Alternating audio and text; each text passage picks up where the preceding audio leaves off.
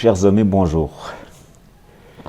Voilà, je vais entamer une série de vidéos concernant les figures rupestres qui ornent les rochers ou bien les abris. Donc, j'ai commencé de décrypter légèrement les figures rupestres qui se trouvent un peu partout en Afrique du Nord et particulièrement en Kabylie.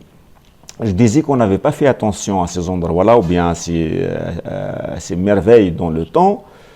Il fallait que Poito arrive pour qu'il fasse un inventaire, surtout en Kabylie. Mais la grotte d'Ifera était connue bien avant. C'était la découverte de Boulifa. Boulifa, c'était le premier qui a écrit sur la grotte d'Ifera. Elle était vraiment visible. C'est un tableau, c'est un site merveilleux, c'est un site extraordinaire. Vraiment, le nombre de caractères, le nombre de textes que contient ce rocher est vraiment, il ne se trouve nulle part en Afrique du Nord. C'est vraiment, c'est comme on dit aujourd'hui, la bibliothèque, la plus grande bibliothèque, hein, la bibliothèque nationale. Donc, mais ce qui est écrit là-dedans, on peut donner des équivalents, mais en ce qui concerne la langue, même si le berbère ou bien le kabyle ou bien toutes les variantes qui se trouvent en Afrique du Nord ne peuvent pas totalement dire que cette phrase-là ou bien ce décodage-là est équivalent à cette phrase-là. Parfois on trouve, parfois on ne trouve pas. Mais tant qu'on n'est pas sûr, on ne peut pas se prononcer. Non seulement on ne se prononce pas, mais les gens n'ont pas vraiment accordé une importance primordiale ou bien une grande importance pour faire des recherches dans ce sens-là, quitte à se tromper. Quitte à se tromper. Donnons un sens à ces phrases-là. Essayons de les déchiffrer, de dire plusieurs mots jusqu'au jour où on sera en mesure de dire oui, c'est ça. Regardez par exemple dans les anciens tablettes sumériens ou bien dans les anciens écrits, par exemple, même l'arabe. Il n'y avait pas de voyelles, mais on a réussi quand même à interpréter ces textes-là et leur donner quelque chose de définitif, plus ou moins définitif. Il peut être variable. Les tablettes sumériennes, ça a été difficile de les déchiffrer. Mais rien n'empêche, à travers le temps, on a tiré des histoires. L'histoire de Gilgamesh, l'histoire de déluge, les histoires des anciens, des dieux, etc. Ils ont su profiter, ils ont su travailler et interpréter ces écritures-là. Les hiéroglyphes, c'est la même chose. On peut dire que depuis le IVe siècle, après la chute de l'Empire romain, personne n'a su déchiffrer les hiéroglyphes. Donc, à partir du IVe siècle jusqu'à 1822, à l'arrivée, jusqu'à les années 1800, je crois que 22, arrive Champollion pour qu'il ose donner une interprétation. Et je ne vous dis pas qu'il a eu énormément de contradicteurs. Il a énormément de peine à dire que, voilà, j'ai trouvé l'interprétation des hiéroglyphes. Dans son histoire, d'ailleurs, il est mort jeune parce qu'il en avait souffert. Donc maintenant, je ne sais pas pourquoi il y a personne ici qui osera dire, voilà, puisque cette lettre-là est égale à celle-là, celle-là, et je comprends un peu le kabyle, je comprends Tachawit, je comprends Tachilhit, il y a beaucoup de variantes de Tamazigh en Afrique du Nord, donc à peu près ça pourrait dire ça. Et puis il va oser avancer une phrase ainsi de suite, ainsi de suite, ainsi de suite, on pourra enfin décrypter un peu, légèrement, ensuite beaucoup, ces messages-là, et c'est vraiment passionnant. Les gens qui ont passé toute leur vie à décrypter les tablettes sumériennes ne l'ont pas fait pour rien. Les gens qui ont passé toute leur vie à décrypter les hiéroglyphes ne l'ont pas fait pour rien. Donc pourquoi ne pas faire la même chose pour les caractères lébiques que nous trouvons en Afrique du Nord chez nous? Ensuite, nous avons laissé, ou bien le champ a été pris par les Français, ou bien les autres envahisseurs qui ont traversé ce pays-là. C'est une bonne chose. Ils nous ont laissé des écrits, c'est une bonne chose. Mais maintenant, nous-mêmes, nous avons des universitaires. Pourquoi travailler toujours à partir du corpus de Poéto?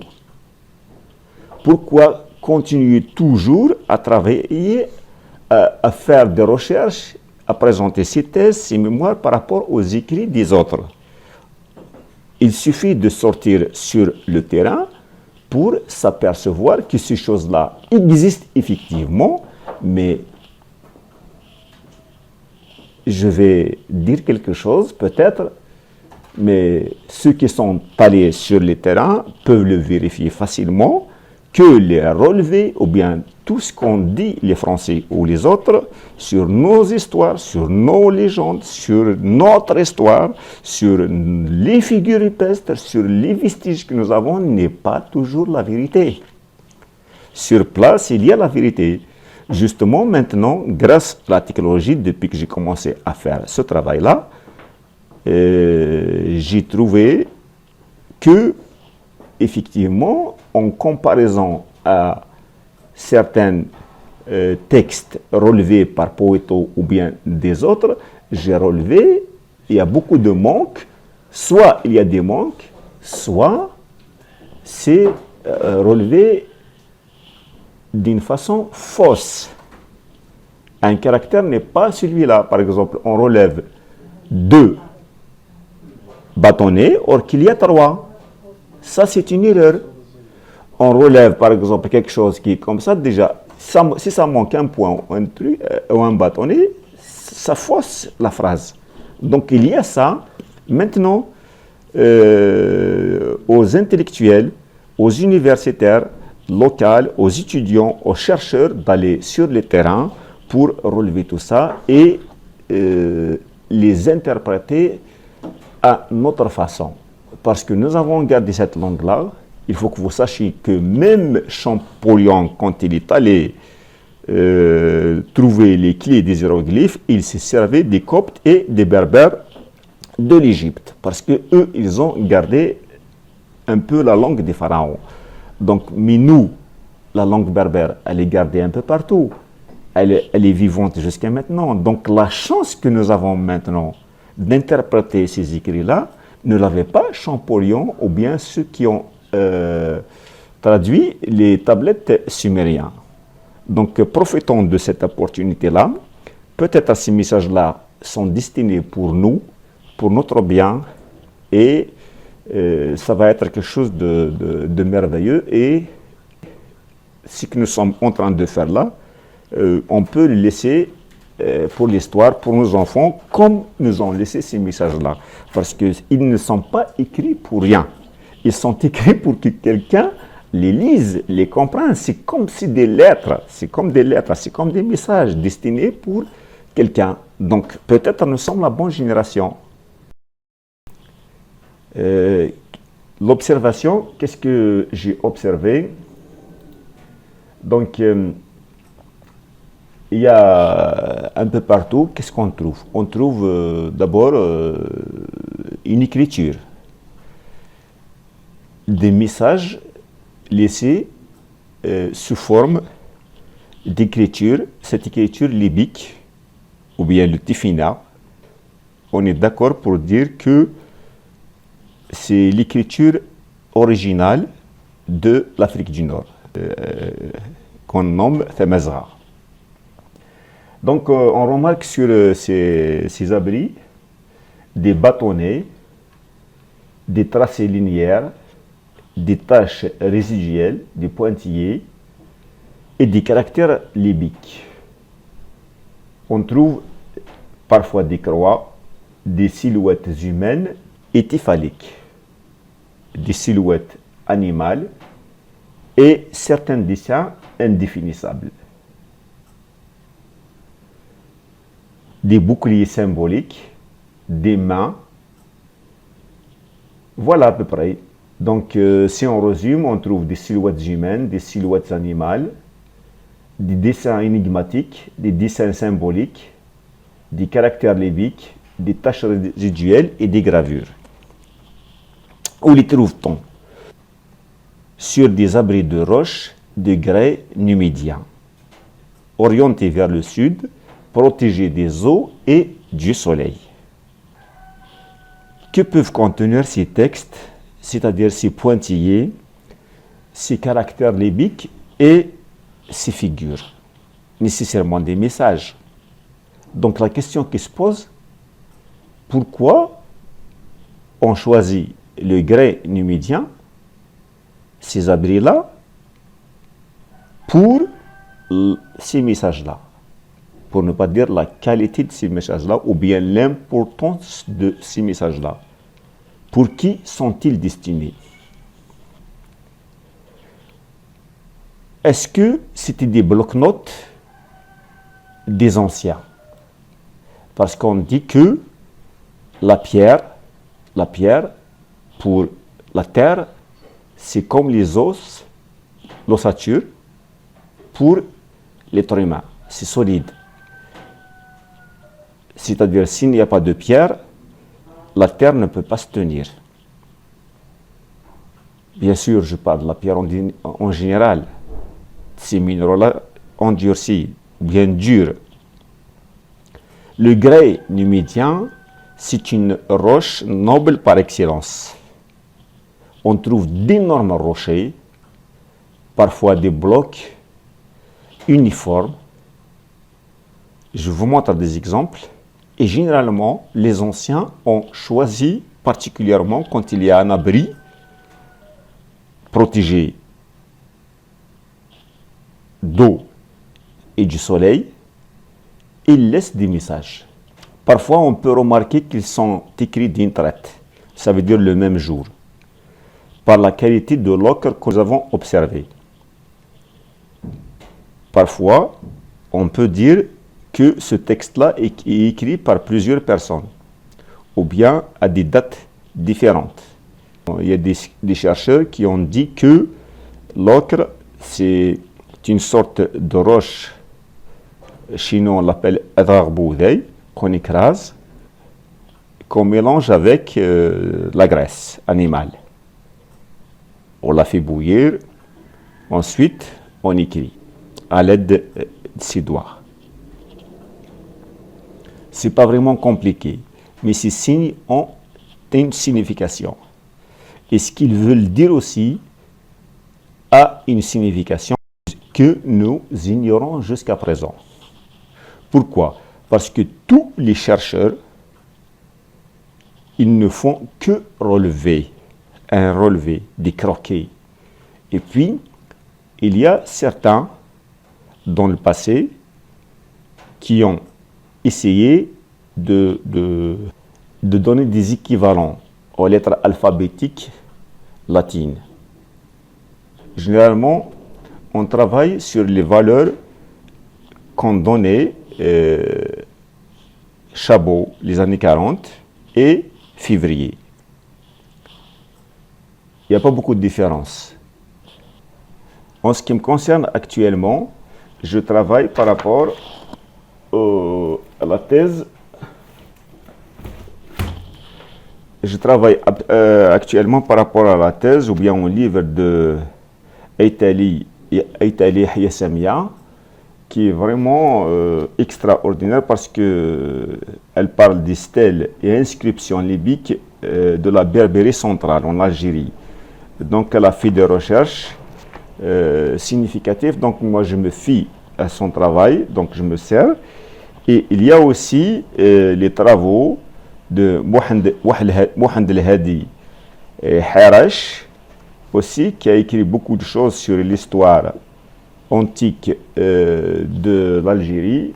Il a beaucoup de livres, donc je me sers un peu de leur recherche pour continuer dans les miens. Donc les écritures, ces écritures-là, on les retrouve parfois d'une façon claire. Ça nous saute aux yeux, comme quoi c'est des écritures laissées par les anciens. Parfois, elles sont dégradées, ou bien détachées en débris, ou bien parfois l'homme a écrit dessus, ou bien sûrement il y a beaucoup d'abris, de roches qui ont été brisées et le message est parti. Parce que plusieurs fois, on nous raconte qu'un certain avait cassé une pierre, or que dans la mémoire, on se souvient que cette pierre-là contient des écritures. Ils étaient écrits, c'est-à-dire ces caractères sont écrits sur une période très très ancienne, avec une écriture aussi très très ancienne que les contemporains ne comprenaient pas, malgré qu'ils ont essayé de donner les équivalents aux lettres, aux consonnes, parce que jusqu'à maintenant on ignore les voyelles. Ces messages étaient écrits par des initiés, sûrement pour laisser des messages très importants pour des générations, ou bien une génération surtout concernée, très lointaine dans le futur. Des messages cachés pour les contemporains, parce que destinés pour les générations à venir. Ce jour-là, les concernés seront en mesure de comprendre. C'est comme un émetteur-récepteur. La station ne peut être captée que par la bonne fréquence. Ces figures-là, à travers le temps, n'ont pas été observées ou bien on ne les a pas trouvées dans les écrits, par exemple du Moyen-Âge ou bien de l'Antiquité. Il fallait que les Français arrivent et ces écrits-là, ces figures-là, aiguisent leur curiosité. En particulier, un dénommé Poeto, qui avait laissé un livre très très précieux, qui s'appelle Corpus des peintures et gravures rupestres de Grande Kabylie. Donc c'est écrit par Poeto et Musso. Son livre, d'ailleurs, son corpus, est devenu une référence pour tous les chercheurs et les archéologues. Il travaille à base de ce livre-là. La population locale a construit des légendes à propos de ces écritures. Généralement, nous n'avons pas fait attention dans le passé. Mais par contre, il faut que l'on signale que ces endroits-là, les endroits où il y a des figures rupestres, sont protégés parce que on disait de ces roches-là qui sont des assassins. C'est-à-dire c'est un endroit saint, intercesseur entre les hommes et Dieu. C'est pour ça qu'on n'osait pas toucher. Voilà le secret de la conservation de ces figures-là. C'est pour ça d'ailleurs que on peut dire que tous les sites où les anciens nous ont laissé des messages pareils avec les écritures téfinales ne sont pas détruits parce que ils n'ont pas laissé n'importe où. Et même par la suite, la légende a contenu le conseil, le caractère de l'endroit, comme quoi il est sacré, a continué. D'ailleurs, plusieurs endroits, on trouve soit à côté à SS ou bien, enfin, on trouve qu'on allumait des bougies. Chez nous, quand tu trouves un endroit, il y a des traces où on pose des bougies, on allume des bougies, c'est-à-dire cet endroit-là est sacré, VSS. On n'ose pas y toucher. Les vidéos sont un peu difficiles parce que chaque image, des fois, nécessite des heures et des heures de travail, mais je vais essayer d'être à la hauteur de vous fournir ce travail-là, doucement, doucement. Bien sûr, je compte sur les chercheurs pour m'aider, pour écrire dessus et pour aller sur place. Et je compte aussi sur la population pour protéger ces endroits-là, les garder. Et comme les anciens les ont placés comme des endroits saints, nous aussi, on gardera toujours ce caractère-là de sacré, jusqu'à même si on découvre le message, on les gardera. C'est des mémoires. La mémoire, elle est gardée sur la pierre. La mémoire de la pierre, elle est plus forte. Comme j'ai dit au début, que la pierre, c'est l'ossature de la terre, du monde.